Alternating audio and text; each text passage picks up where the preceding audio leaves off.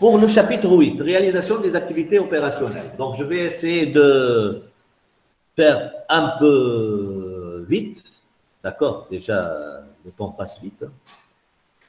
Donc, vous voyez déjà, on commence par la planification. Donc, pour le chapitre 8, planification et la maîtrise opérationnelle. Donc, toujours, on doit planifier. Donc, l'organisme doit planifier, mettre en œuvre et maîtriser les processus.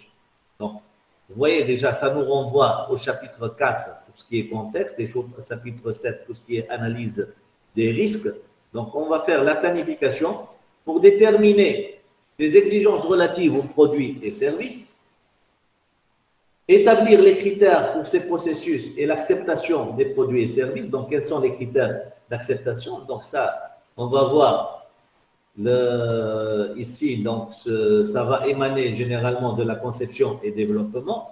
Quand est-ce qu'on accepte le produit? Déterminer les ressources nécessaires. Qu'est-ce qu'on a besoin? Donc, la conception et développement, elle va nous dire qu'est-ce qu'on a besoin comme produit, qu'est-ce qu'on a besoin comme ressources, comme équipement, tout ça. Mettons en œuvre la maîtrise des processus conformément aux critères, déterminant, mettant à jour et conservant des informations documentées. Donc, on doit garder les informations documentées pour la planification. Donc, les éléments de sortie de cette planification doivent être adaptés au mode de fonctionnement de l'organisme, donc quelque chose qui dépend de chaque organisme. L'organisme doit maîtriser les modifications prévues, donc si jamais il y a de modifications, elles doivent être maîtrisées. L'organisme doit s'assurer que les processus externalisés sont maîtrisés conformément au chapitre 8.4. On va voir dans tout ce qui est externalisation. Donc, la communication avec le client. Vous voyez, la première chose, c'est l'écoute client. D'accord? Donc, l'organisme doit établir les processus pour communiquer avec les clients à propos des informations relatives aux produits et services. Donc, on doit écouter ce que veut le client, du traitement des consultations, des contrats et des commandes et leur avenant, de l'avis et de la perception des clients, y compris des réclamations, de la gestion et de la maîtrise de la propriété du client, le cas échéant, et des exigences relatives aux actions d'urgence, le cas échéant. Donc, ce sont les choses qu'on doit prévoir pour la communication avec le client. Donc, on doit l'écouter pour savoir ce qu'il veut. S'il a des réclamations, d'accord, est-ce qu'il est satisfait ou non, d'accord? Et bien sûr, pour tout ce qui est propriété du client, si jamais, parce qu'on peut être appelé, le client nous fournit ses produits, nous fournit, par exemple, il n'y a pas que les propriétés matérielles, même l'immatériel. Si le client, il nous fournit une fiche technique, une formule, d'accord, il nous fournit un équipement, donc c'est quelque chose qu'on doit préserver. On doit communiquer avec lui dans ce sens. Donc, pour la détermination des exigences relatives aux produits et services, donc l'organisme doit mettre en œuvre et tenir à jour un processus pour déterminer les exigences relatives aux produits et services. Donc, l'organisme doit s'assurer que les exigences relatives aux produits et services, y compris celles jugées nécessaires par l'organisme, ce n'est pas que celles fournies par le client ou par une norme bien déterminée, et les exigences légales et réglementaires applicables sont définies. Donc, on doit déterminer aussi bien ce que veut le client et ce qu'exige la réglementation. Parfois, le client n'exige pas des choses, mais nous, on doit les fournir parce que c'est la réglementation qui les impose. On peut répondre aux réclamations relatives aux produits et services qu'il propose, donc on doit être sûr, on doit déterminer qu'on est sûr de pouvoir répondre aux réclamations du client sur le produit et service. Bon, la revue des exigences relatives aux produits et services. Généralement, ce que fait, pourquoi je vous dis, la norme, c'est un outil de gestion, c'est un outil d'aide à la décision. Bon, généralement, les commerciaux, on a des commerciaux avec nous. Mohamed, par exemple, Kefi qui est avec nous. Généralement, les commerciaux, ils veulent vendre. Vous avez ce produit, vous pouvez faire, on peut faire. D'accord? Bon. Et par la suite, ce sont les gens de la conception et les gens de la production qui vont se casser la tête parce que, en fait, ils ne vont pas pouvoir le faire. Soit on n'a pas les équipements, soit on n'a pas les matières premières, soit on n'a pas les compétences nécessaires, on n'a pas les ressources nécessaires. Donc, avant de s'engager, avant de vendre, en fait, on ne doit vendre que quelque chose qui a été démontré qu'on peut faire et qui est validé. D'accord? Donc, on ne vend pas des choses qu'on n'a pas encore sous la possession. C'est pour ça, vous voyez déjà la norme, elle exige de revoir les exigences relatives aux produits et services. Donc, l'organisme doit mener une revue. Le client, qu'est-ce qu'il veut? Et par la suite, on va revoir si on peut ou non fournir ce produit. Donc, les exigences spécifiées par le client, y compris les exigences relatives à la livraison et aux activités après livraison. Est-ce qu'on peut livrer? Bon, maintenant, si, par exemple, maintenant, j'ai une commande d'1 million de dollars pour l'Italie. Est-ce que je peux l'envoyer ou non? Donc, vous voyez, est-ce que je peux répondre ou non? Donc, avant de s'engager, il faut spécifier si on est apte de répondre aux exigences des clients, les exigences non formulées par le client, mais nécessaires pour l'usage spécifié ou lorsqu'il est connu pour l'usage prévu. Parfois, le client ne demande pas parce que nous, le client, il a, pour le produit, il a des exigences explicites, donc demandées. Il y a des choses implicites. Je ne vais pas fournir à un client un téléphone, par exemple, sans batterie. D'accord? Les exigences spécifiées par l'organisme, les exigences légales et réglementaires. Les exigences légales et réglementaires applicables aux produits et services, les écarts entre les exigences d'un contrat ou d'une commande et celles précédemment exprimées. Donc, si jamais ce que veut le client et ce qu'on peut fournir, quels sont les écarts. Donc, la confirmation des exigences non documentées, donc ça doit, si jamais le client il demande quelque chose qui n'est pas documenté par téléphone, donc ça doit être documenté. Conservation des informations documentées des résultats de la revue, donc il faut qu'il y ait une trace de la revue, donc voici ce que demande le client, voici ce qu'on peut faire.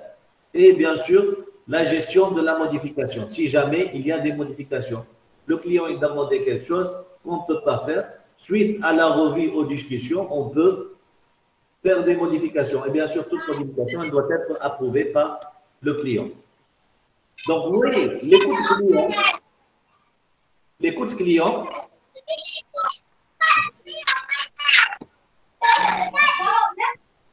donc, voilà.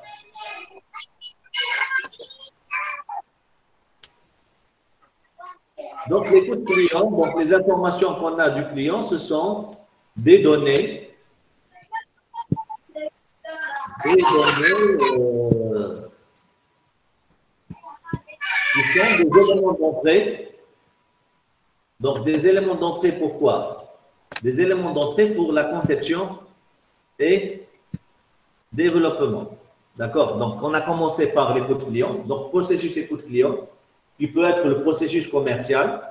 Et les éléments de sortie du processus commercial sont des éléments d'entrée pour la conception et le développement de produits et services. Vous voyez déjà la logique de la norme. Hein?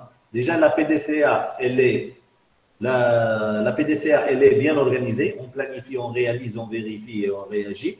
Et même les étapes, les processus sont donnés dans l'ordre. Écoute client, conception, développement. Donc, la conception et développement des produits et services. Donc, les éléments de sortie de l'écoute client, ce sont des éléments d'entrée de la conception et développement.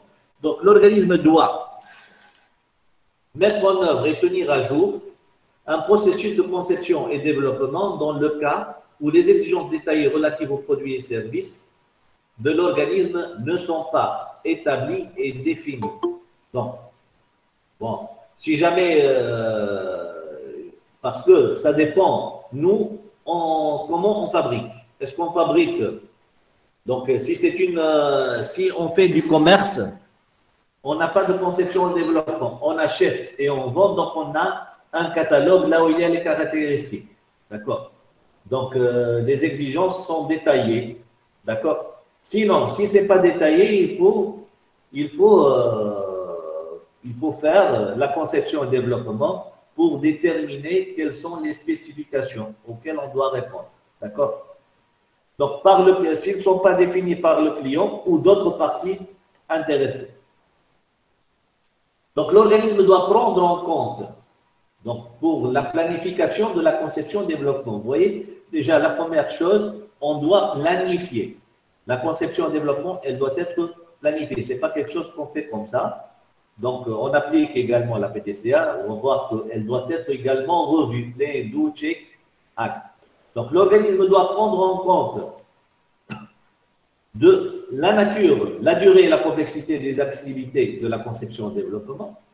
Bon, généralement, lorsqu'on fait de la conception-développement, lorsqu'on dit planification, généralement, bon, pour mettre dans le bain les gens qui ne sont pas bien imprégnés par le management de qualité, généralement, il y a un plan d'action. D'accord? Toute planification, il faut un plan d'action. Qu'est-ce qui doit être fait? Qui va le faire? Comment il va le faire? Et quand est-ce que ça doit être fait? D'accord? C'est ça la planification. Donc l'organisme doit prendre en compte la nature et la durée de la complexité des activités de conception-développement, des étapes du processus, y compris les revues de la conception et développement applicable, la vérification et la validation requises, les responsabilités et autorités impliquées dans le processus, le besoin en ressources internes et externes, la nécessité de maîtriser les interfaces entre les personnes impliquées dans la conception et développement. Donc, comme vous savez, normalement, lorsqu'on dit il y a les intervenants, il y a celui qui va faire la conception, celui qui va faire la vérification, celui qui va approuver. Il y a toujours un va-et-vient, c'est quelque chose, un échange entre la conception qui doit être par la suite communiquée au client pour la valider, pour l'approuver. Donc, tout ça, il faut qu'il y ait, on doit maîtriser les interfaces, le passage d'une personne à une autre, d'un processus à une autre. Parce que lorsqu'on fait la conception, déjà, il faut par la suite, si on fait quelque chose, un prototype dans le labo, on doit l'essayer dans la ligne de production. Parce qu'on peut réussir dans le labo, mais on ne réussit pas à produire la même chose à grande échelle. Donc, il y a des passages. Donc, on doit maîtriser ces interfaces. Nécessité d'impliquer des clients et des utilisateurs dans le process. Donc, on doit impliquer le client. Exigences relatives à la fourniture des produits et la prestation de services supérieurs. Donc, quelles sont les exigences? Le niveau de maîtrise des processus de conception et développement attendu par les clients et les autres parties intéressées pertinentes. Les informations documentées nécessaires pour démontrer que les exigences ont été satisfaites. Donc, les éléments d'entrée de la conception-développement, donc pour la conception-développement, les éléments d'entrée, les éléments de sortie, d'accord? On doit déterminer les exigences essentielles pour le type spécifique de produits et services à concevoir et à développer. L'organisme doit prendre en compte des exigences fonctionnelles et des exigences de performance. Donc, ça peut être des choses là où il y a des normes, des exigences techniques. Parfois, il y a des normes, des spécifications. Parfois, ça peut être les exigences, on peut les avoir, des informations issues d'activités similaires. On a fait quelque chose comme ça, mais on va l'améliorer. On peut avoir des informations de ça, on peut partir de ça. Les exigences légales et réglementaires, les normes ou les règles internes, les règles de l'art que l'organisme s'est engagé à mettre en œuvre, les conséquences potentielles d'une défaillance liée à la nature des produits et des services. Donc, tout ça, ce sont des éléments d'entrée. Donc, les éléments d'entrée doivent être adaptés pour permettre l'exercice de la conception-développement complet et non ambigu. Donc, les informations doivent être adaptées. Les éléments confidentiels, conflictuels entre éléments d'entrée doivent être résolus. Donc, si jamais il y a des droits d'auteur, si jamais il y a un brevet, d'accord. S'il y a des conflits, donc ils doivent être réglés dès le début. conserver des informations documentées sur des éléments d'entrée de la conception et de développement. Donc, on doit garder la traçabilité des enregistrements. Donc, l'organisme doit maîtriser le processus de conception et développement pour assurer que les résultats attendus sont définis, des revues sont menées pour évaluer les résultats de la conception et développement à satisfaire les exigences. Donc, on doit revoir la conception et développement. On doit vérifier, donc, des activités de vérification sont réalisées pour s'assurer que les éléments de sortie de la conception et développement satisfait aux exigences d'entrée. Des activités de validation sont réalisées pour s'appuyer, pour s'assurer que les produits et services résultants satisfont aux exigences pour l'application spécifiée ou l'usage prévu. Toutes les actions nécessaires sont entreprises pour les problèmes déterminés lors de la revue des activités de vérification et de validation. Les informations documentaires relatives à ces activités doivent être conservées. D'accord? Donc ici, lorsqu'on dit le suivi, donc la maîtrise, ça peut faire l'objet d'un seul document.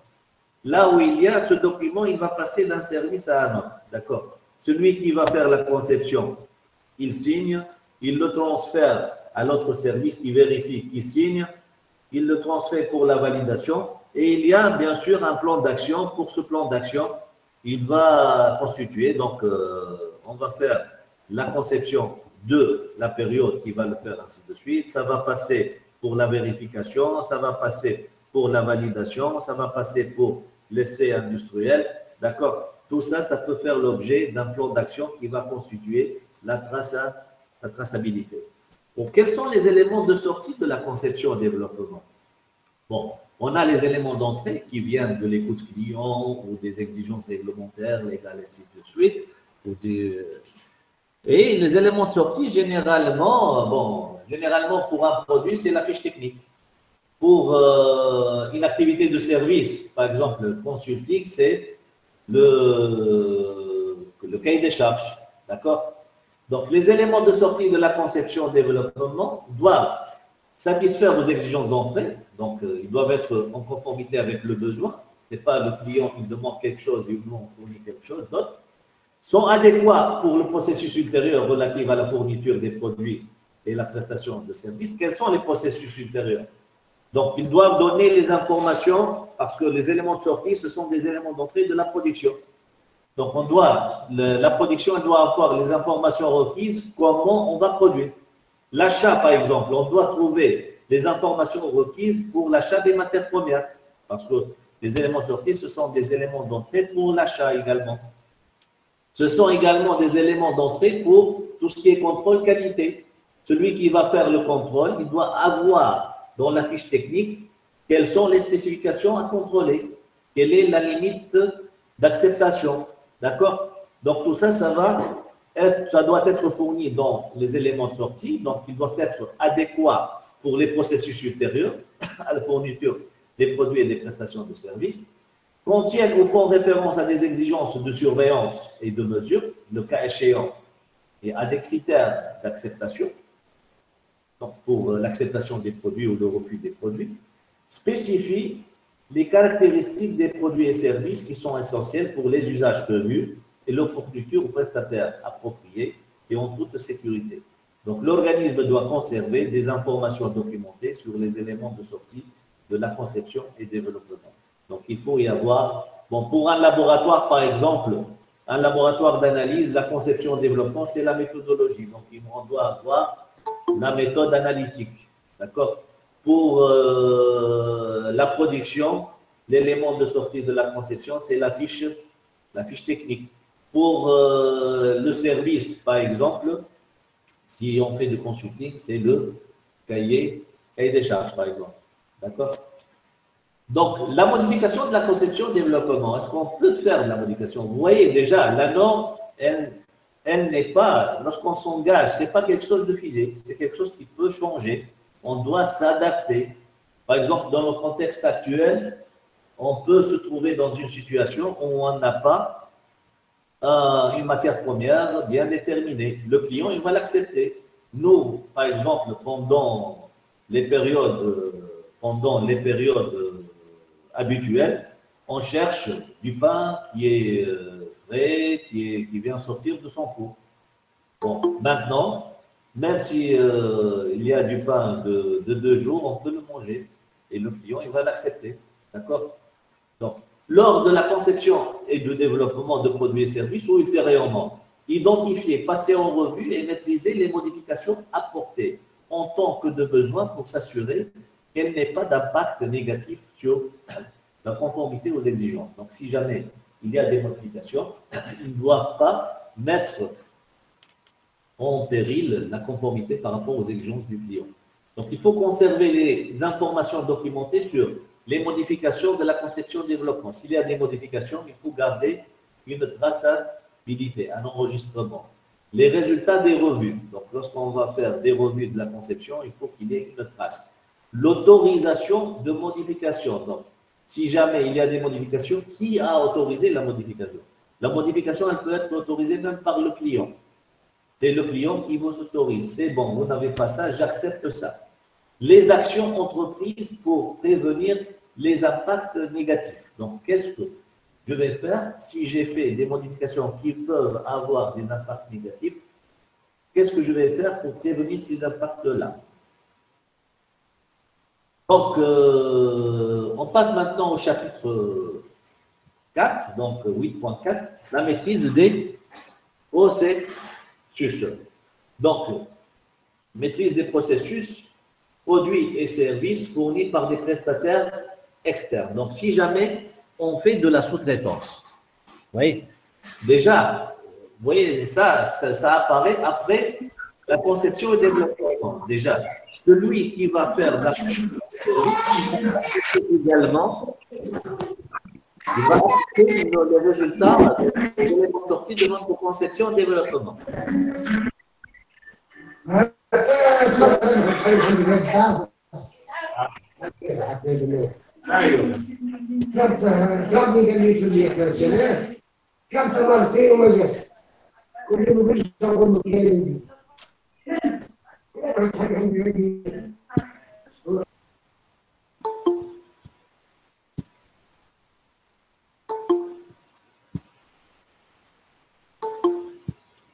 Ok, donc juste j'accepte les gens qui veulent participer parce qu'il y a des gens qui viennent de venir, soit qui n'ont pas été informés du changement d'horaire.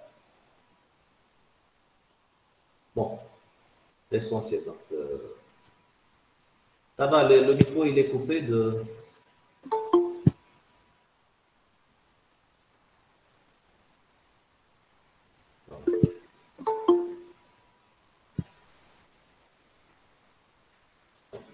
Excusez-moi pour ce petit contre-temps.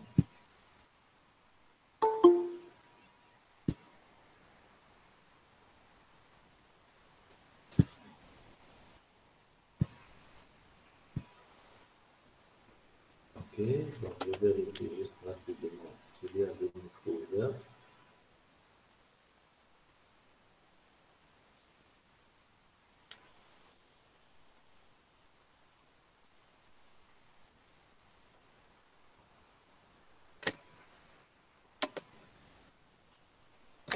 C'est bon. Donc, je reprends.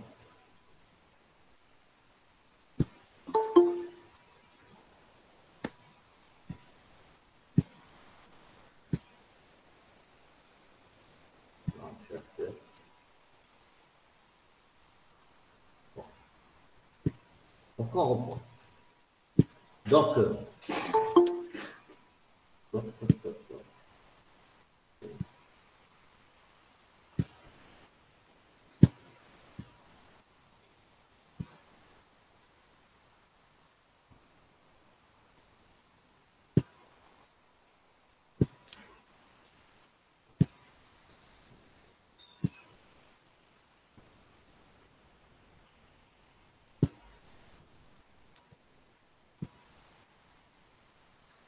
Donc, on a dit que pour les processus fournis par des prestataires externes, donc ils doivent être pris en considération et doivent répondre à nos exigences qu'on a élaborées lors de la conception et développement. Donc, les exigences de maîtrise, lorsque les produits et services sont fournis, on vise de les intégrer dans les produits et services propres de l'organisme. Les produits et services sont fournis directement au client pour le compte de l'organisme. Un processus ou une partie du processus est réalisé par un prestataire externe. Les produits et services sont fournis en vue de les intégrer dans les produits et services propres de l'organisme. Donc, il faut établir et appliquer des critères pour l'évaluation, la sélection, la surveillance des performances et la réévaluation des prestataires externes. Donc, ce sont des fournisseurs, donc on doit fixer les critères de leur sélection, de leur évaluation et de leur réévaluation. C'est pas, ils sont compétents, donc ça va, ils le demeurent. Donc, on doit sans cesse les évaluer,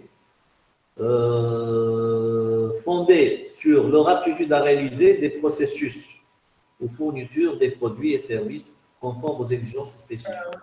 Donc, Monsieur Mehdi, merci de partager le diapo. il n'est pas partagé. Non. D'accord. Il faut conserver les informations documentées appropriées. Donc, lorsqu'on dit information, donc juste pour ça,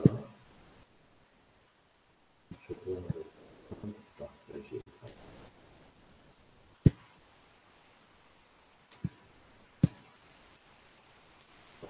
Reprendre votre présentation.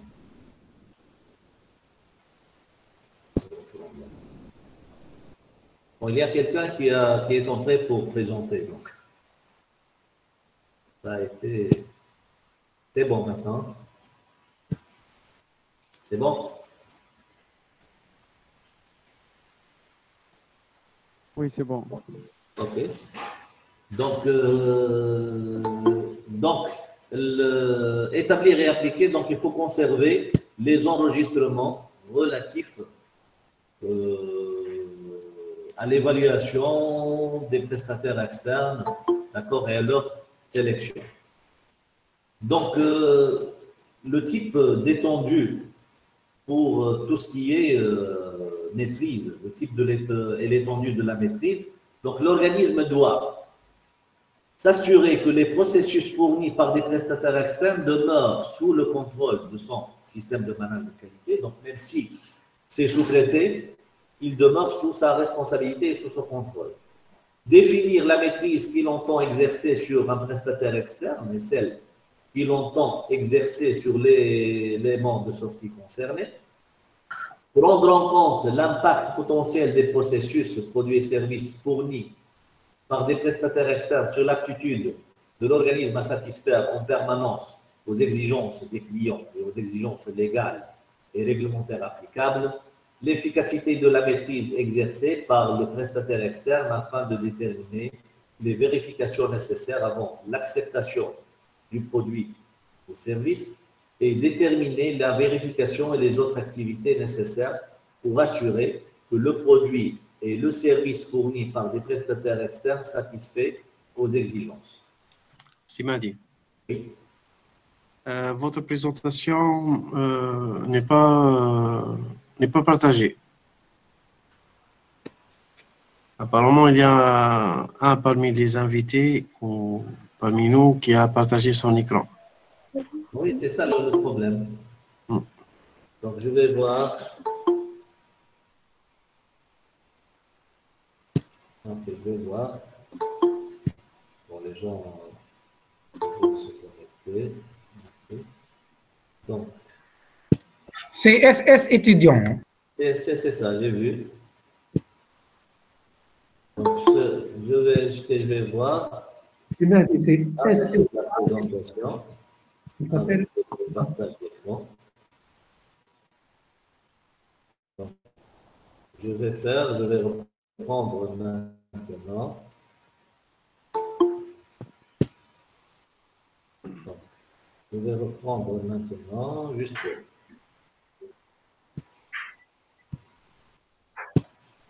présenter maintenant une fenêtre. Voilà.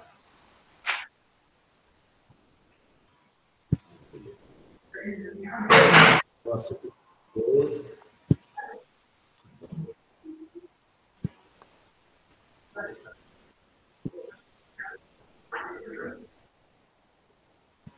Je ne sais pas ce qui s'est passé. Hein. Donc, je vais partir tous les temps. Il y a quelque chose qui s'est développé.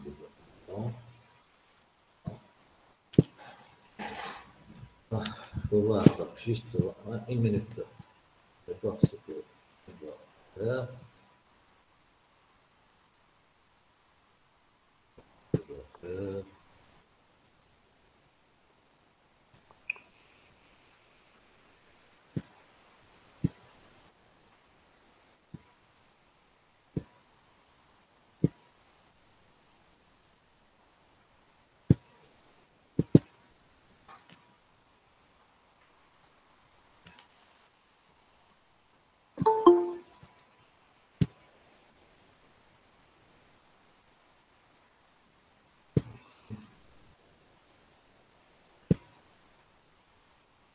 Je ne sais pas ce qui s'est passé. Donc, vous ne voyez toujours rien. Donc, vous ne voyez pas ma présentation. Hein. L'écran est déjà partagé. Et vous ne voyez pas la présentation. Oui. Bon. Une fois. Bon, il y a quelque chose qui a été modifié. Quelqu'un qui a fait une présentation.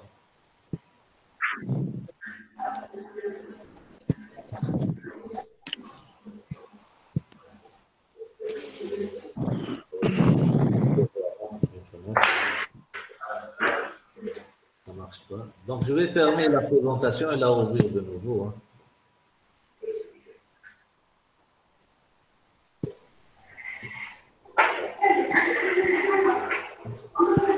Donc, vous restez avec moi. Donc, je vais voir.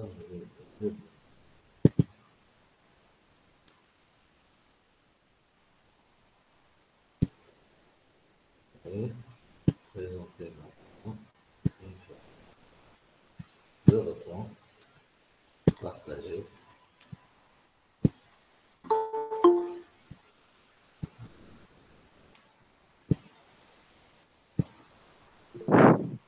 Normalement, maintenant, c'est bon. Oui, c'est bon. C'est bon, on reprend. Donc, je ne sais pas qu'est-ce qui s'est passé.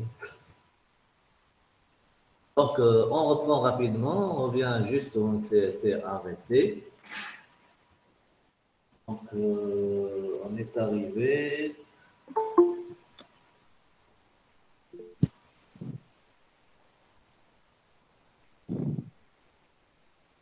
Ici. Donc, le type de l'étendue de la maîtrise. Donc, c'est bon. Hein. Donc, il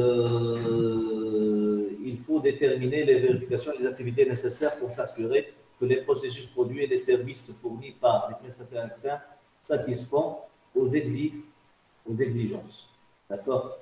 Donc, les informations à l'attention des prestataires externes. Donc, l'organisme doit s'assurer de l'adéquation des exigences spécifiées avant de les communiquer aux prestataires externes. Donc, avant de communiquer aux prestataires externes, on doit s'assurer qu'on lui fournit la bonne fiche technique, les bonnes informations, d'accord? Donc, l'organisme doit communiquer aux prestataires externes les exigences sur les processus et les produits et services qui doivent être fournis, l'approbation, donc comment on approuve le produit, qu'on dit il est acceptable ou non, les méthodes et les processus et les équipements à utiliser, la libération du produit et service. Quand est-ce qu'on dit que le produit il est conforme, les conditions de libération. Donc, les compétences, y compris toute qualification requise des personnes, donc ce que j'ai parlé pour le bâtiment, par exemple, si je vais faire appel à un grutier, donc quelles sont les compétences requises? Un électricien, quelles sont les qualifications requises? Donc, les interactions des prestations externes avec l'organisme, la maîtrise et la surveillance des performances des prestations externes devront être appliquées par l'organisme. Les activités de vérification et de validation de l'organisme ou son client a l'intention de réaliser dans les locaux des prestataires externes. Donc, pour la maîtrise de la production et des prestations de services. Donc, les conditions maîtrisées de prestations et de prestations de services doivent comprendre le cas échéant, la disponibilité des informations documentées définissant les caractéristiques des produits, donc la fiche technique, tout ça, les résultats à obtenir spécifiques à chaque commande, donc qu'est-ce que le résultat attendu, la disponibilité et l'utilisation de ressources appropriées pour la surveillance et la mesure, donc est-ce qu'on a les moyens pour contrôler, la mise en œuvre d'activités de surveillance et de mesure aux étapes appropriées pour vérifier que le critère relatif à la maîtrise des processus ou des éléments de sortie et les critères d'acceptation relatifs aux produits et services ont été satisfaits. Donc, les conditions, bon, la maîtrise de la production et des prestations de services, donc les conditions maîtrisées de la production et de la prestation de services doivent comprendre le cas échéant également, l'utilisation d'une infrastructure et d'un environnement approprié, désignation de personnes compétentes, donc validation périodique de l'aptitude des processus, mise en œuvre de l'action visant à prévenir l'erreur humaine, mise en œuvre d'actions de libération, de livraison, de prestation de services après livraison. Donc, ce sont les choses qu'on doit maîtriser pour garantir un produit et un service conforme aux exigences et attentes des parties intéressées. Donc, tout ce qui est identification et traçabilité. Parfois, la traçabilité, c'est une exigence. Donc, il faut utiliser des moyens appropriés pour identifier les éléments de sortie et des processus. L'organisme doit identifier l'état des éléments de sortie et des processus par rapport aux exigences de contrôle, est-ce qu'ils sont conformes ou non. Donc, si vous avez sûrement remarqué ça, il y a des marques de voitures là où on affiche différentes étiquettes sur le pare-brise, que ça a passé tel contrôle, tel contrôle, tel contrôle. Donc, l'organisme il doit identifier la façon de faire, quels sont les contrôles à faire et comment il va identifier si le produit il est conforme ou non. Lorsque la traçabilité est une exigence, maîtriser l'identification unique des éléments de sortie et conserver les informations documentées nécessaires à la traçabilité. Si jamais c'est une exigence, d'accord, on doit fournir les preuves de la traçabilité. Donc, la propriété des clients de prestataires externes, on a parlé de ça. Donc, pour le client, notre client, on doit respecter la propriété du client. Il peut nous fournir une fiche technique, il peut nous fournir de la matière première, d'accord. La propriété du client, elle doit être, qu'est-ce qu'elle doit être? Elle doit être identifiée et elle doit être préservée. Donc, on doit identifier, vérifier, protéger et sauvegarder la propriété que le client ou le prestataire externe ont fourni pour être utilisé ou incorporé dans le produit et service. Vous emmenez votre voiture chez un mécanicien, il ne va pas prendre une pièce pour la dépanner quelqu'un d'autre. D'accord? Lorsque la propriété d'un client ou d'un prestataire externe est perdue, endommagée, il a apporté un produit, mais malheureusement, il a eu un accident, il a été endommagé, ou jugé impropre à l'utilisation. Donc, on doit notifier le client, on doit l'informer, d'accord?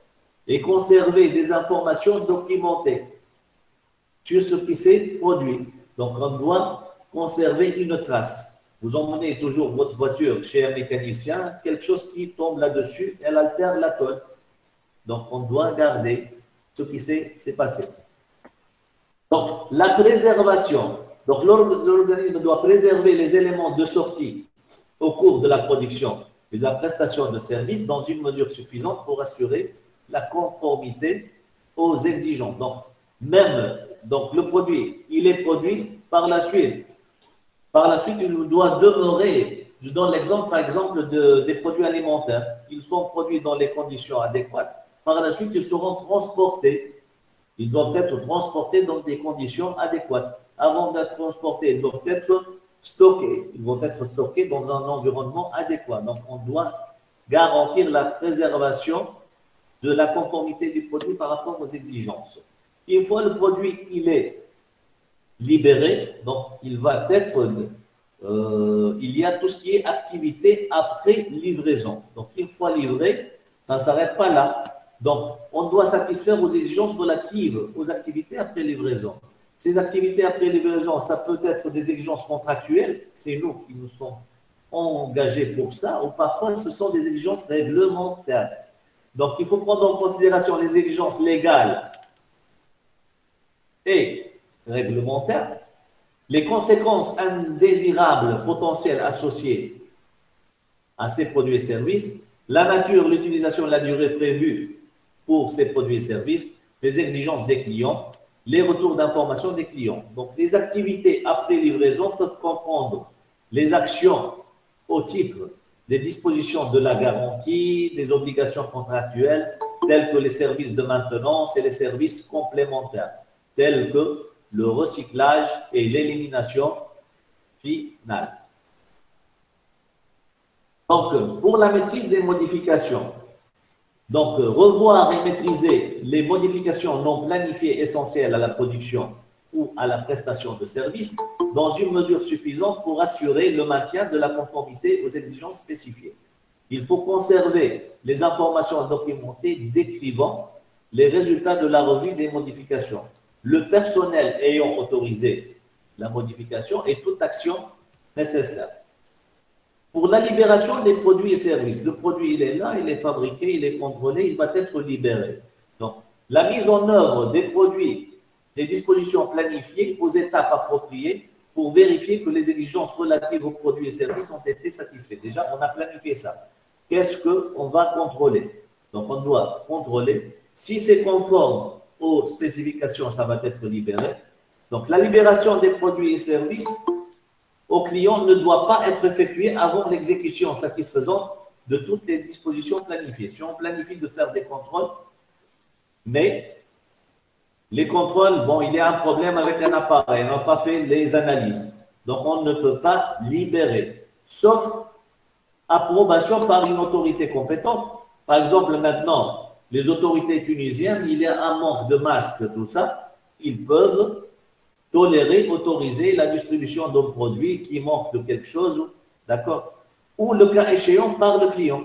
Il se peut que c'est les clients qui vous disent « je l'accepte », même s'il y a le problème, j'ai besoin de ce produit, je l'accepte tel qu'il est. Donc, l'organisme doit conserver les informations documentées concernant la libération des produits et services, les informations documentées doivent comprendre. Donc, on doit garder une traçabilité. De quoi? Des preuves de conformité aux critères d'acceptation. Donc, si on a fait des contrôles, les preuves, donc les rapports d'analyse, d'accord, tout ça, les rapports d'inspection, donc on doit les contrôler, que c'est conforme.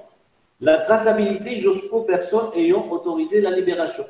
Qui a autorisé la libération? D'accord? Donc, maîtrise des éléments de sortie non conformes. Vous voyez, on a fait des contrôles. Ça peut être conforme, ça peut être non conforme. Nous, on a fait de notre mesure, on a planifié pour que ce soit conforme.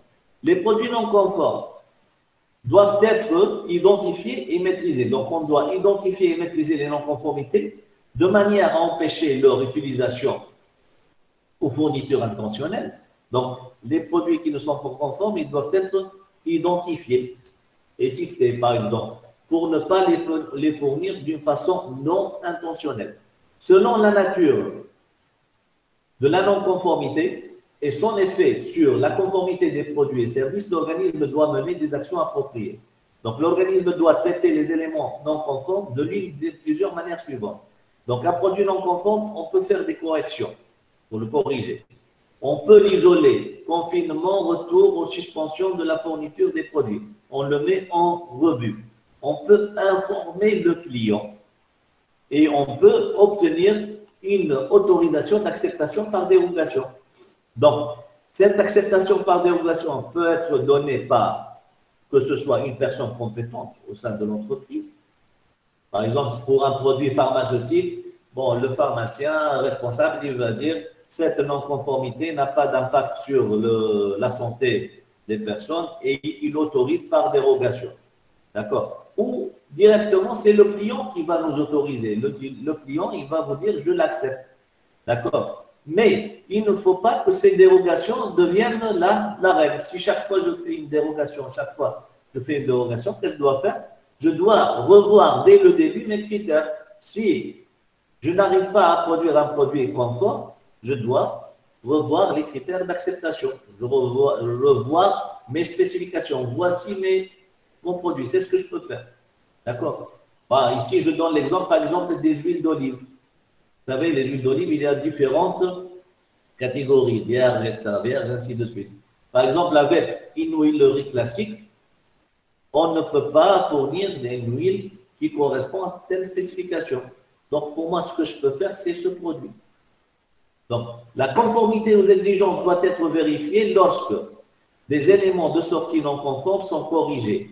Lorsque les non-conformités sont corrigées, la conformité aux exigences doit être vérifiée. Bon, toujours pour la maîtrise des produits non conformes, les éléments de sortie non conformes, l'organisme doit conserver les informations documentées.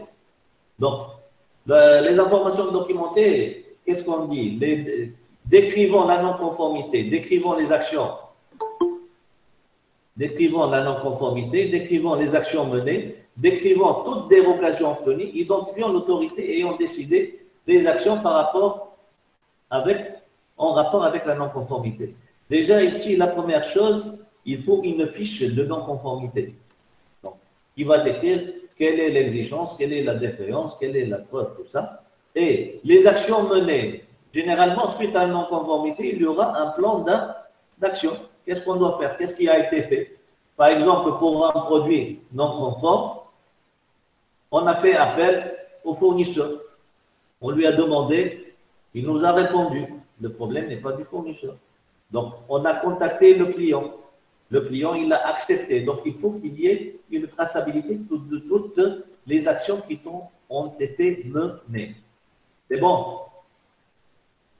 Donc, on passe maintenant pour l'évaluation.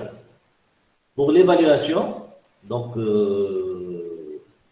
lorsqu'on dit évaluation, il y a deux choses à évaluer. Donc, il y a l'évaluation du système de management de la qualité et l'évaluation de la qualité du produit. Et bien sûr, l'évaluation de la satisfaction des clients.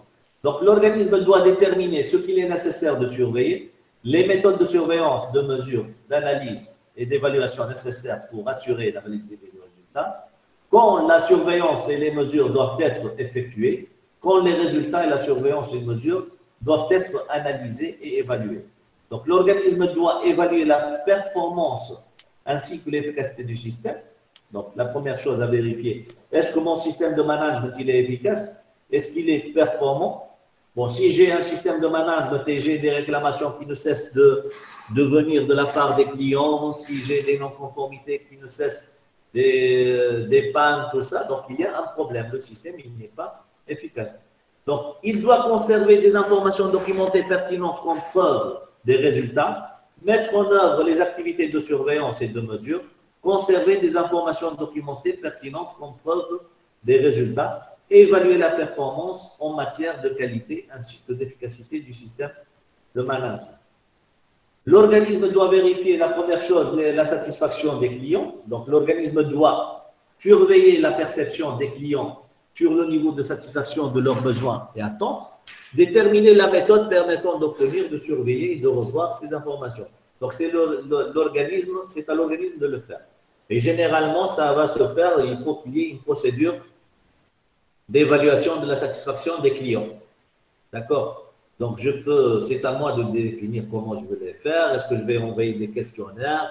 Est-ce que je vais les contacter par téléphone? Sûrement, ça vous est arrivé d'avoir un coup de téléphone après avoir fait un contrôle ou un entretien de voiture. Vous êtes passé chez nous. Comment ça s'est passé? Est-ce que vous êtes satisfait? Est-ce que vous avez des réclamations? Comme ça peut se faire qu'il y ait, vous êtes passé par un hôtel, il y a un registre ou une boîte où on fait tout ce qui est suggestion, réclamation. Donc, c'est à nous de déterminer ça et c'est à nous de déterminer la fréquence et qu'est-ce qu'on va, comment et qu'est-ce qu'on va vérifier. Bon, pour l'analyse et l'évaluation, donc, il faut utiliser les résultats de l'analyse pour évaluer la conformité des produits et services. Donc, tout ce qu'on va contrôler pour voir si le produit il est conforme ou non. Parce qu'on a fait des analyses par la suite, on a des indicateurs, on doit voir si les clients sont satisfaits ou non. la performance et l'efficacité du système de management de la qualité. Donc, est-ce que les différents indicateurs, est-ce que le système, il est efficace ou non? L'efficacité avec laquelle la planification a été mise en œuvre, l'efficacité des actions mises en œuvre face aux risques ou aux opportunités. Déjà, si vous vous rappelez, on a fait une analyse des risques, on a mis des moyens de maîtrise, donc des moyens de prévention, et on doit évaluer si ces moyens ils étaient efficaces ou non. Si jamais on a fait des moyens, on a eu des accidents, bon, on doit revoir nos moyens. Si jamais il y a des accidents pour lesquels on n'a pas prévu des moyens, donc il n'était pas prévu, on doit revoir notre analyse des risques et ainsi de suite. Les performances des prestataires externes, donc on doit évaluer nos fournisseurs et nos prestataires, est-ce qu'ils sont. Donc on doit évaluer nos clients satisfaits ou non, et on doit évaluer les performances de nos prestataires. Est-ce qu'on peut compter encore sur eux ou on doit les remplacer. Donc la nécessité d'amélioration du système de management de la qualité. Bien sûr, le système de management qui peut être revu. Bon, pour tout ce qui est système, pour l'évaluation de l'efficacité du système, on va faire appel à l'audit interne. L'audit interne, bon, c'est quoi? Donc, la norme exige de réaliser des audits internes à des intervalles planifiés. Donc, c'est quelque chose qui est planifié pour fournir des informations permettant de déterminer si le système qualité est conforme aux propres exigences du système qualité et aux exigences de la norme ISO-9001 et s'il est effectivement mis en œuvre. Donc, lorsqu'on va faire des audits, on va voir si c'est conforme par rapport aux exigences et on va voir si elle est en train d'être appliqué. Parce que si on a un système qui n'est pas appliqué, c'est comme si on n'a rien fait. Donc, l'organisme doit planifier, établir, mettre en œuvre et maintenir un ou des programmes d'audit couvrant notamment la fréquence, les méthodes, les responsabilités, les exigences, planification, les comptes rendus. Donc, tout ça, ce qu'on va voir maintenant, ça va être résumé dans la procédure d'audit interne. Donc, il faut, pour répondre à cette exigence, il nous faut une procédure. Cette procédure qui nous dit comment on planifie les audits, comment on qualifie les auditeurs, comment on sélectionne nos auditeurs, comment on va exploiter les résultats des audits, l'élaboration des rapports d'audit, ainsi de suite, comment on va conserver les informations documentées relatives à l'audit. Parce que l'audit, il est très important. D'accord? On va vérifier si le système est efficace. Donc, et les éléments de sortie de l'audit, donc les rapports d'audit, ce sont des éléments d'entrée de la revue de direction qui va permettre de prendre des décisions pour l'amélioration. Donc, vous voyez déjà, après l'audit, la revue de direction. Pour la revue de direction, donc à des intervalles planifiés, donc la revue de direction, c'est quelque chose qui est planifié. Donc, ça peut être une fois par an, 2 fois par an, ça va dépendre de la taille de l'entreprise et c'est l'entreprise qui va détailler, qui va définir la fréquence des revues de direction. D'accord? Donc, à des intervalles planifiés, la direction doit procéder à la revue du système de management de qualité afin de s'assurer qu'il est toujours approprié, adapté et efficace. Donc, on doit évaluer, donc on va revoir le système, il est fonctionné, on l'a vérifié par des audits et on va voir par la suite s'il est pertinent ou non, s'il est efficace ou non, est-ce qu'il demeure adéquat ou non. Donc, les éléments d'entrée, la revue de direction, elle a des éléments d'entrée et des éléments de sortie. Les éléments d'entrée de la revue de direction, donc l'état d'avancement des actions décidées à l'issue des revues de direction précédentes, parce que généralement, on a fait une revue de direction et cette revue de direction, elle a émané des actions, des décisions.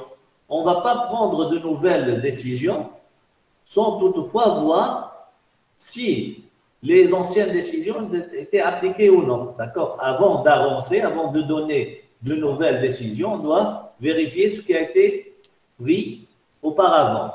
Les modifications des enjeux externes et internes pertinents pour le système de qualité.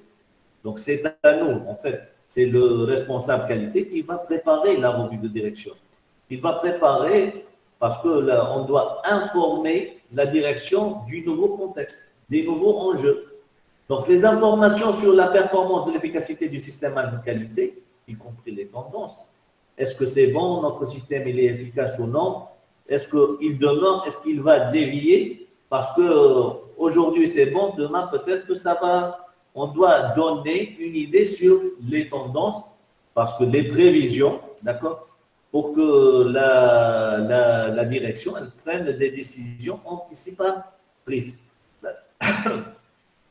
L'adéquation des ressources, est-ce que les ressources qu'on a, on a acheté par exemple de nouveaux équipements, mais notre personnel n'est pas formé. D'accord? On veut faire tel, mais on n'a pas les matières premières adéquates. Donc, est-ce que les ressources qu'on a, personnel, équipement, ambiance, milieu, méthodologie, est-ce qu'elles sont adéquates ou non? Les opportunités d'amélioration. Donc, c'est à nous de proposer, donc le responsable de qualité, bon, en concertation, bien sûr, c'est pas son travail lui seul, donc on va impliquer tout le personnel pour proposer des opportunités d'amélioration. Donc, quels sont les éléments de sortie de la revue de direction? Donc, ce sont les décisions et les actions relatives aux opportunités d'amélioration. Donc, qu'est-ce qu'on peut améliorer? Quels sont les besoins de changement qu'on doit apporter sur le système de management?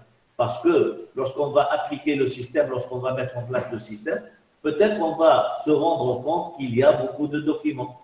Il y a des documents qui ne servent à rien. Il y a des documents qui ne sont pas appliqués. D'accord? Donc, on doit proposer quels sont les besoins en changement nécessaires et quels sont les besoins en ressources. Donc, ressources, que ce soit ressources humaines pour le recrutement, des équipements, ressources financières, ainsi de suite. Donc, bon, les éléments d'entrée qui ont été ajoutés par rapport à l'ancienne version de l'ISO 9001, donc tout ce qui est enjeu interne et externe, tout ce qui est retour d'information des parties intéressées, parce qu'au début, on parlait juste de retour d'information du client, fonctionnement à performance des processus, efficacité des actions pour atténuer les risques, parce que c'est quelque chose de nouveau, l'évaluation des risques, les performances des prestataires externes, parce qu'on parlait juste des fournisseurs, pas des prestataires externes. Donc, les éléments de sortie ajoutés, donc les changements et les opportunités d'amélioration du système pour l'amélioration du produit et l'efficacité des process. Donc, il faut conserver des informations documentées comme preuve des éléments de sortie des revues de direction. Bon, la revue de direction, bon, pour les gens qui ne savent pas, donc, une revue de direction, en fait, c'est une réunion. Et généralement, la preuve pour une réunion, c'est un procès verbal, c'est un PV de réunion. Là où il y a l'ordre du jour et par la suite les décisions qui ont été prises. Et on termine par le 10e chapitre de la norme qui est l'amélioration. Donc, on a mis en place le système, on l'a appliqué, on l'a vérifié, on a pris les décisions, on doit améliorer. Donc, l'organisme doit déterminer et sélectionner les opportunités d'amélioration et entreprendre toutes les actions nécessaires pour satisfaire aux exigences du client et accroître la satisfaction du client. Cela doit inclure l'amélioration des produits et services afin de satisfaire aux exigences et de prendre en compte les besoins et les attentes futures. Donc, on ne doit pas faire comme Nokia. Donc, on doit améliorer la qualité des produits, donc de façon pour anticiper les besoins, d'accord? Et la correction, la prévention et la réduction des effets indésirables et l'amélioration des performances du système de management de la qualité. Donc, on doit améliorer aussi bien qualité des produits que qualité et efficacité du système de management de qualité. Donc, les exemples d'amélioration peuvent inclure une correction, une action corrective, une amélioration continue, un changement par rupture, une innovation et une réorganisation. Donc, pour les non-conformités et les actions collectives, donc généralement, lorsqu'on a fait des audits, on va générer des non-conformités. Bon, lorsqu'on dit non-conformité, ça peut être non-conformité système de management, ça peut être non-conformité de produit, comme ça peut être une réclamation client. Donc, tout ça, ça doit être traité. L'organisme doit réagir à la non-conformité et le cas échéant, donc agir pour maîtriser et la corriger. Donc, la première chose, donc bon, moi, pour faciliter la chose, je dis, lorsque je rentre à la maison ou je rentre au bureau, je trouve que le local, il est inondé. La première chose à faire, c'est quoi? C'est couper l'eau. Donc, couper l'eau par la suite, prendre en charge les conséquences. Donc, je dois chercher quelle est la cause. Est-ce que c'est une fuite? Est-ce que c'est un robinet qui a été oublié ouvert? D'accord? Donc, la première chose, il faut corriger rapidement et prendre en charge les conséquences, évaluer s'il est nécessaire de mener une action pour éliminer là où les causes de la non-conformité, afin qu'elles ne se produisent pas et n'apparaissent pas ailleurs. Par exemple, vous emmenez votre voiture, elle est en panne, vous allez la réparer. Si le lendemain ou après 2 jours, c'est la même panne, c'est qu'on n'a pas corrigé la cause initiale. D'accord? Effectuer la revue analysant la non-conformité, recherchant et analysant les causes de la non-conformité, recherchant si des non-conformités similaires existent ou pourraient éventuellement se produire. Parce que j'ai cette non-conformité ici, elle se peut, si j'ai plusieurs lignes de production, elle peut se faire sur une autre ligne de production. Je vais voir si elle peut je vais anticiper, d'accord? Je ne vais pas attendre qu'il y ait la panne.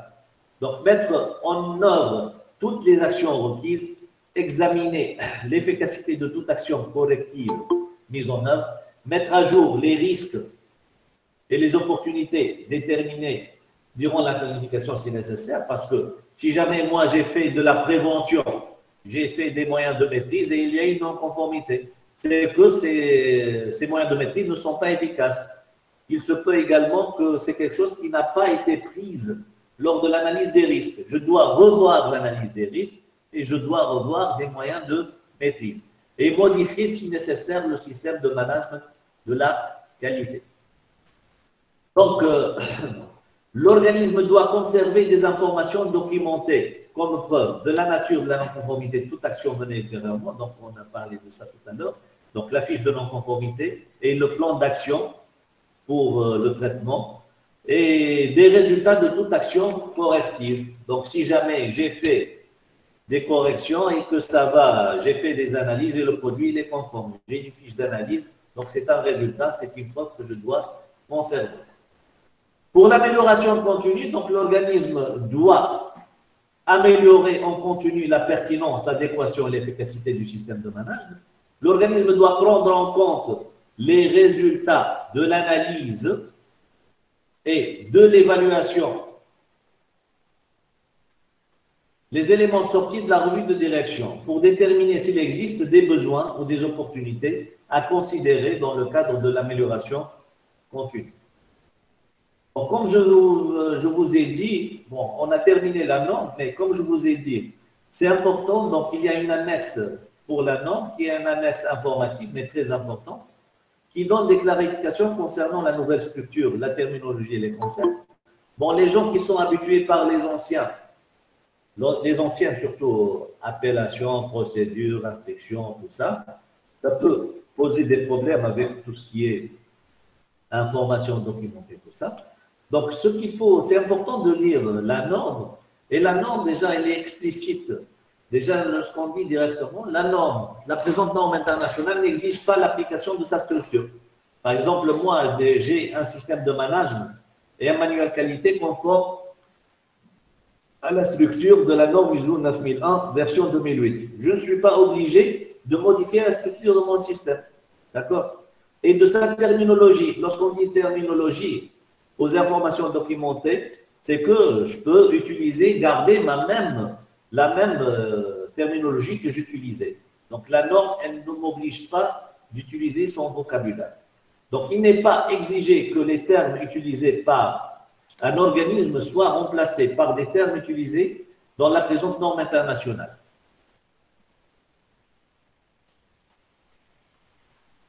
Donc, les organismes peuvent choisir d'utiliser des termes adaptés à leur opération en utilisant par exemple enregistrement, documentation ou protocole plutôt qu'information documentée, ou fournisseur, partenaire ou distributeur plutôt que prestataire externe. Donc, c'est clair, si on utilise un vocabulaire spécifique, on peut le garder. On n'est pas tenu d'utiliser le même langage de la norme. Donc, quelles sont les étapes pour la mise en place? Donc, la mise en place d'un système de management de la qualité ISO 9001, donc, c'est un projet. Et ce projet, donc, c'est résumé dans ce diapo. Donc, pour mettre en place, donc, il nous faut un plan d'action d'une démarche de certification. Le plan d'action, déjà, vous voyez les étapes 1, 2, 3. Donc, ce sont les phases préparatoires. Donc, lorsqu'on dit phase préparatoire, donc il faut l'engagement de la direction. Il faut faire un diagnostic qualité pour voir l'état des lieux, parce qu'on ne va pas recréer la roue. Donc, on doit partir de l'existant. Donc, qu'est-ce qu'il y a comme documentation? Est-ce que les documentations existantes répondent ou non aux exigences de la norme? Bien sûr, il faut sensibiliser le personnel, il faut impliquer les gens, parce que pour la mise en place d'un système de management de la qualité, il faut s'attendre à une résistance. Parce qu'il y a des gens qui vont prendre les choses d'une façon positive, parce que ça va valoriser le rapport. Il y a des gens qui font beaucoup de travail qui n'est pas valorisé, qui n'est pas reconnu, et le fait qu'il y ait un système de management, ça va valoriser leur travail, ça va organiser leur travail, ça va faciliter leur travail. Il y a des gens là où il y aura un travail supplémentaire, ils vont être réticents, ils vont être des éléments négatifs. Par exemple, quelqu'un qui gère les ressources humaines dans une entreprise, donc il y aura des fiches de poste, des fiches de fonction, il y aura des évaluations à faire, d'accord? Donc il y aura des tâches supplémentaires. Donc, après la phase préliminaire, donc la réalisation du projet, donc quatrièmement, donc on doit déterminer les processus, l'approche processus. Maîtrise documentaire, donc on doit mettre en place les documents, donc on doit planifier comment on va maîtriser ces process. Déploiement de la démarche, donc on va appliquer ce qu'on a écrit, donc les documents qu'on a élaborés, on doit les appliquer. On doit faire l'audit qualité, donc on doit vérifier si c'est conforme aux exigences, si on est en train d'appliquer correctement. Donc, si jamais il y a des dysfonctionnements, des non-conformités, on doit faire les actions correctives nécessaires, d'accord? Et une fois on a fait l'audit, qu'est-ce qu'on doit faire? Donc, les audits qualité, on doit faire la revue de direction. Une fois on a fait la revue de direction, vous voyez, le manuel qualité, c'est la dernière chose à élaborer. On met tous les documents, puis par la suite, on va le rassembler dans le manuel et faire la revue de direction. Une fois on a fait la revue de direction, déjà, on peut faire appel. On peut faire nous-mêmes l'audit à blanc ou faire appel à un organisme certificateur pour faire l'audit à blanc et par la suite faire l'audit de certification. Si jamais c'est bon, il n'y a pas de non-conformité et c'est acceptable, donc on est certifié. Sinon, on peut avoir à faire un audit de suivi. Si jamais il y a des non-conformités, il se peut qu'il y ait besoin d'un audit de suivi pour vérifier si les non-conformités ont été levées ou non. Donc, comme ça, on a terminé toutes les parties de la norme ISO 9001. Juste pour le processus d'obtention de l'attestation de formation maintenant. Donc, suite à cette formation, donc compromis, vous aurez droit à un certificat de formation. Donc, c'est identique à ce certificat qui est devant vous. Donc, pour l'obtention de ce certificat, donc le certificat, vous l'aurez sous format numérique. Donc, la vérification de l'authenticité de certificat, elle se fera sur notre site web, leplus.tn. Vous aurez, il y a donc, vous voyez déjà, c'est écrit en bas du certificat, que vous pouvez vérifier l'authenticité, si c'est un certificat authentique ou non. Et vous avez une référence. Vous avez une référence ici, et bien qu'on Il est en train de parler de... En rentrant la référence, vous allez vérifier qui est le détenteur du certificat, quelle est la formation, quand est-ce qu'elle a été faite. Monsieur. D'accord? Allô? Oui. Oui. Monsieur. Oui, je vous écoute. Mohamed, pour lui parler. Hein? Il dit, Mohamed Benelfic dit que ça connaît un coupé, que d'accepter la Je limitation. n'ai pas entendu. Mohamed Benelfic dit que sa connexion est coupée, que d'accepter l'invitation. Moi, je dois accepter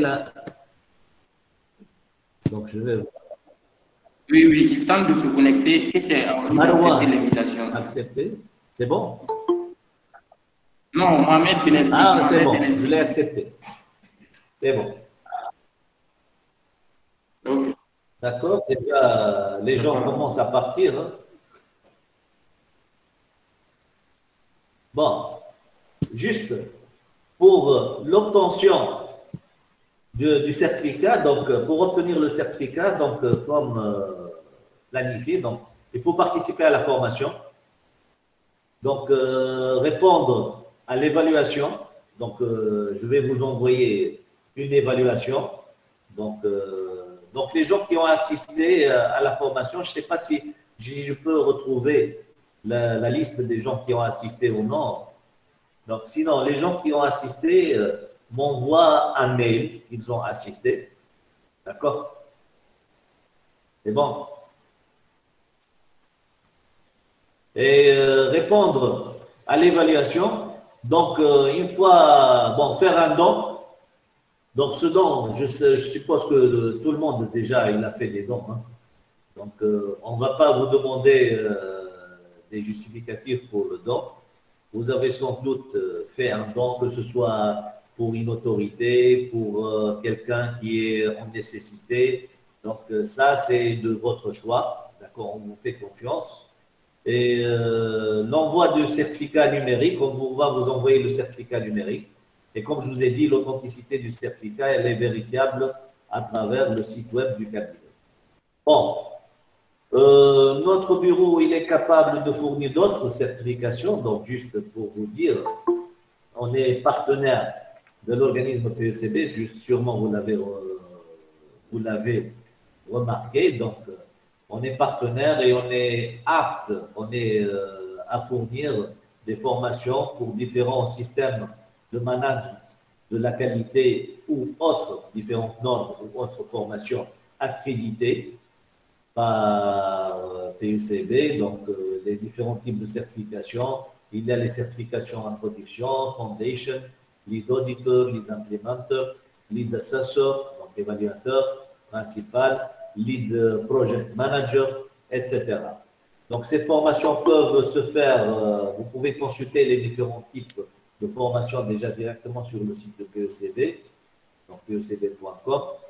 Vous pouvez, on peut fournir toutes les formations fournies par PECB, que ce soit en présentiel, donc en self-study, donc vous pouvez faire les formations vous-même, ou en ligne comme cette formation.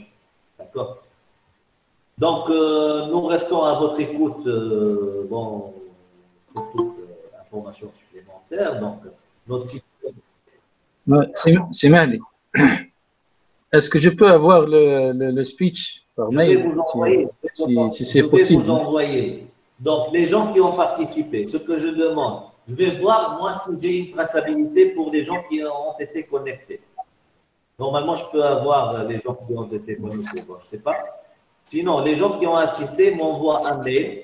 Je vais vous mettre à votre disposition cet exposé et les normes. La norme 9001, la 9002, la 9000 et la 9004. D'accord? Donc, juste, merci. Je vais vous envoyer ces documents-là ainsi que cette présentation. Donc, jeudi, on reste, bon, notre site web, c'est leplus.tn. Bon, les contacts, vous avez les emails, donc contact@leplus.tn ou directement mehdi@leplus.tn. Bon, le téléphone, le fixe, c'est 74 plus 216 74 860 810. Et mon portable, joignable également par WhatsApp. Donc, c'est le 216 98 657 881. Et par fax, donc c'est le 216 74 251 046. Donc, je vous remercie pour votre attention. J'espère que cette formation était à la hauteur de vos attentes et qu'elle a répondu, si ce n'est à toutes, à une grande partie de vos attentes. Donc, si vous avez des remarques ou des questions, je suis encore à votre disposition. Bon, c'était prévu qu'on termine. C'était prévu qu'on termine à 13 h. Maintenant, il est 14 h.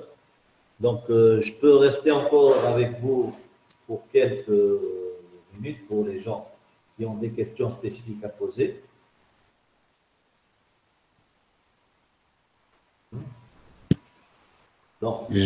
J'aimerais bien vous remercier très, très profondément, M. Mehdi, pour votre présentation, est claire et nette. Et j'espère très bien qu'on aura la possibilité de coopérer ensemble dans les prochaines opportunités, Inch'Allah. Hassan Ardéfi, je t'envoie un email.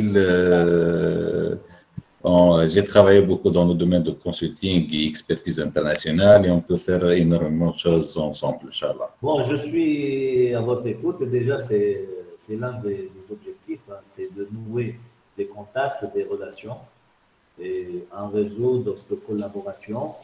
Donc, bon, ici, les gens qui sont là, à tout moment, déjà, sûrement vous avez remarqué que pour le mail que vous avez reçu, vous avez tous les emails des personnes qui ont été inscrites. Oui, c'est clair. Hein. Donc, je le vois. Vous avez les contacts et c'est ça, il faut créer un réseau d'aide, d'entente, de collaboration et c'est ça. Hein. Donc, j'espère que cette crise passera rapidement, passera sans dégâts pour tout le monde. Espérons. Bon, les pays sont plus ou moins touchés, hein, donc nous en Tunisie, on est encore un peu épargnés. Donc, j'espère que ça dure. Sinon, nous pensons à nos amis français qui sont là. Nous leur souhaitons de la bonne santé et de prendre garde pour leur santé et celle de leurs proches. Et j'espère que ça va passer rapidement sans trop de dégâts. Espérons très bien, c'est Mehdi, ou Inch'Allah, Rabbi يسترنا وكا ربي يقدر الخير ربي يقدر الخير. Merci beaucoup, c'est Mehdi, très gentil. Merci, ravi de vous faire vos connaissances. Merci donc, beaucoup. est-ce qu'il y a quelqu'un d'autre qui a une question? Monsieur Mahdi. Oui. D'abord, merci beaucoup pour la formation et pour vos efforts, vraiment que j'apprécie beaucoup. Mais pour l'évaluation, est-ce qu'il s'agit d'un QCM ou... Non, c'est un QCM, c'est un QCM. C'est une évaluation simple, c'est pas difficile. Donc, je vous envoie déjà. Vous avez le support de cours, vous aurez les notes. D'accord. L'essentiel pour moi, c'est quoi? C'est que le message, il passe. D'accord. Déjà, je ne sais pas si vous savez ou non, même la qualification des auditeurs tierce partie. Donc, c'est un examen à livre ouvert. Donc, vous avez droit à votre cours, vous avez droit à la norme. Donc, on n'apprend pas la norme. On maîtrise les grandes lignes et on doit savoir ce qu'il y a là-dedans. On doit la lire, mais on ne doit pas l'apprendre. On ne doit pas apprendre par cœur. Et l'essentiel, c'est qu'il faut utiliser ces normes-là comme outil de travail. Connaître quel est l'outil pour les exigences, c'est l'ISO 1, pour tout ce qui est vocabulaire, c'est la 9000. Si je vais mettre en place le système, je dois savoir que je peux avoir recours à une norme qui est l'ISO 9002, qui peut me donner des lignes directrices, des consignes pour répondre aux exigences de la 9001. D'accord? C'est ça l'objectif. D'accord? Merci beaucoup. Donc, quelqu'un d'autre? Bon, s'il n'y a pas quelqu'un d'autre, bon... سمعتي اسكو تسمع فيها؟ Monsieur Mahdi. Oui, أنا بيك سمعتي صدق بن جبر الله. Oui, et? Alors, tout d'abord, vraiment merci pour cette présentation claire, pertinente surtout en ce qui concerne l'ISO 9001. Si vous permettez, j'ai une petite question. J'ai peut-être du mal à lier les deux parties le contexte de l'organisme et ensuite le management de risque. C'est-à-dire, pour le contexte, on peut par exemple appliquer le SWOT où il y a les forces, les faiblesses dans le milieu ou l'environnement. Oui ou non? Déjà, c'est mentionné le PESTEL également, pour tout ce qui est politique, économique, oui. Social, légal, technologique. C'est vrai. Bon, ce sont deux méthodes d'évaluation ou bien d'étudier le texte. Et ensuite, comment on peut dégager les risques et les opportunités à partir de là? Par exemple, pour quelqu'un qui applique la méthode SWOT, par exemple, il a les faiblesses, les forces internes et externes, et ensuite, il doit dégager les risques et les opportunités. Comment, c'est ce passage-là, en fait, que j'aimerais, si vous pouvez. Donc, nous, on doit planifier. On planifie quoi? On planifie la maîtrise des risques. D'accord? Pour cette planification, déjà, on doit prendre en considération tout ce qui est les parties intéressées et le contexte de l'organisme. Mais surtout, il faut déterminer le contexte et les parties intéressées pertinentes pour le système de management et même les risques pertinents. On ne va pas déterminer tous les risques. Donc nous, par exemple, je vous donne l'exemple. Si on voit du point de vue environnement, une industrie qui produit par exemple du papier, si elle est installée dans une zone aride, il n'y a pas de problème d'humidité, par exemple. Si elle est dans une zone tempérée, il y aura un risque sur la qualité du produit. D'accord? Donc, c'est à nous de déterminer quel est notre contexte, quelles sont les parties prenantes, et à partir de ce contexte, on doit déterminer quels sont les risques. D'accord? Donc, lorsqu'on fait cette évaluation du risque, par la suite, on doit maîtriser ces risques-là. Je ne sais pas si… Oui. Je vois le passage. Je vois le passage, c'est-à-dire la relation entre le contexte et les risques ou bien les opportunités. En tout cas, les risques dépendent du contexte et dépendent des parties intéressées. D'accord? Donc, ça dépend. On fait la même activité, mais on n'est pas dans le même pays. On n'a pas les mêmes parties intéressées. On n'a pas le même environnement. On n'a pas le même contexte. On n'a pas les mêmes risques. D'accord?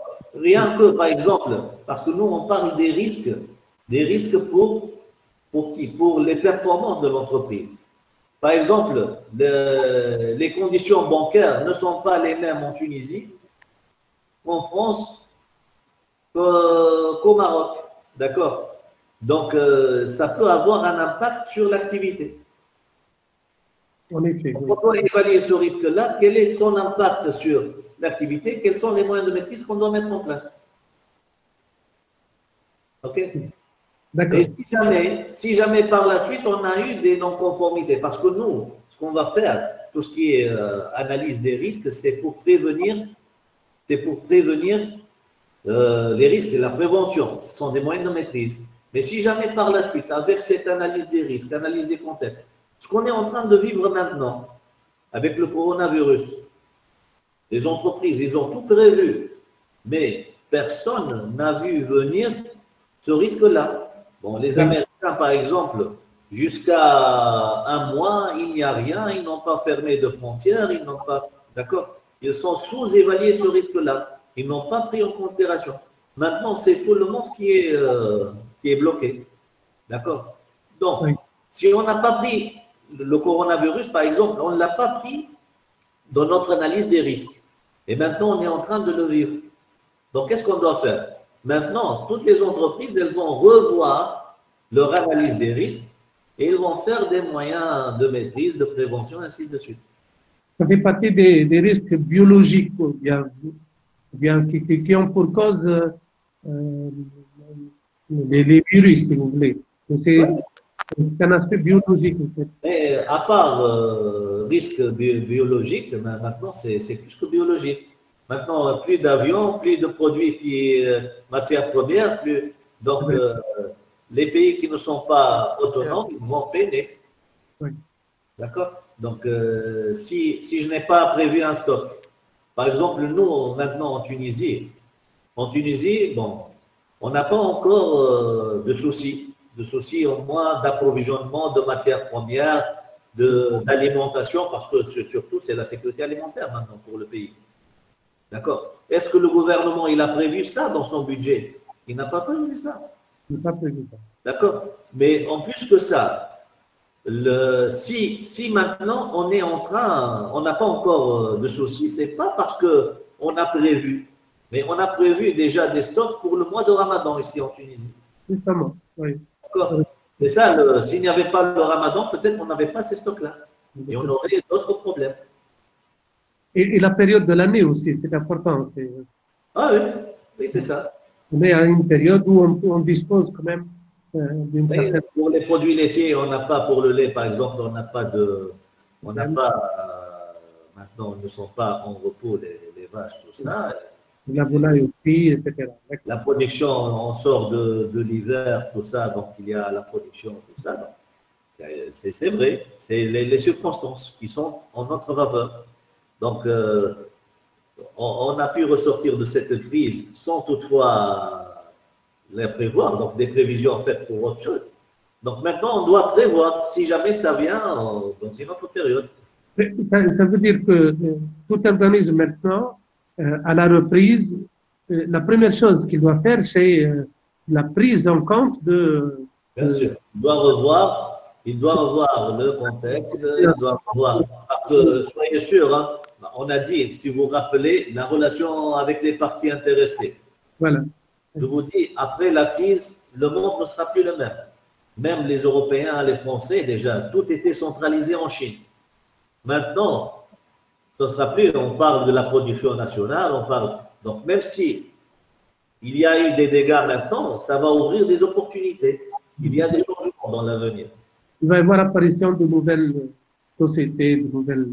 Oui, oui, oui. On doit s'adapter, on doit se préparer et on doit profiter. Parce que maintenant, les entreprises, c'est vrai, on va peiner, il y aura des problèmes. Mais il y a des gens qui vont s'adapter, qui vont profiter de la situation. Oui. En tant qu'entreprise, on doit changer. Ce qu'a fait, par exemple, des entreprises de textile. Maintenant, ils font les masques. D'accord? Donc, on doit s'adapter, on doit changer. J'espère aussi que le secteur de la recherche scientifique va en profiter parce que la politique va être un peu différente quand même. Maintenant, on est conscient de l'importance de la recherche scientifique. Et il a fallu cet événement, effectivement, pour convaincre les politiques pour ça. Merci encore, c'est très intéressant. Je vous remercie. Bon, c'était un plaisir pour moi. Merci. Et j'espère. Bon, il y aura une autre. Hein. Il y aura d'autres formations, on va faire d'autres. D'accord? Peut-être. Bon, là, il y a beaucoup de gens qui voulaient assister. Bon, malheureusement, il y a des gens qui se sont inscrits, qui n'étaient pas là. Et bon, j'ai promis aux gens que je n'ai pas pu inscrire de faire une deuxième session. Normalement, la prochaine fois, je vais refaire cette session pour un autre groupe. Et pour ce groupe-là, donc, je vais vous contacter pour une autre session. Donc, j'ai les emails, tout ça. Et surtout pour les O45 001, s'il y a la possibilité. Peut-être la 45 001, l'audit, la 14 001. Donc, on va voir. Il y aura d'autres, en tout cas. D'accord? Donc, je vous remercie et je vous souhaite une bonne fin de journée. et que Dieu vous protège et nous protège tous. Merci. Merci beaucoup, Simadi. À très bientôt. À bientôt. Au revoir.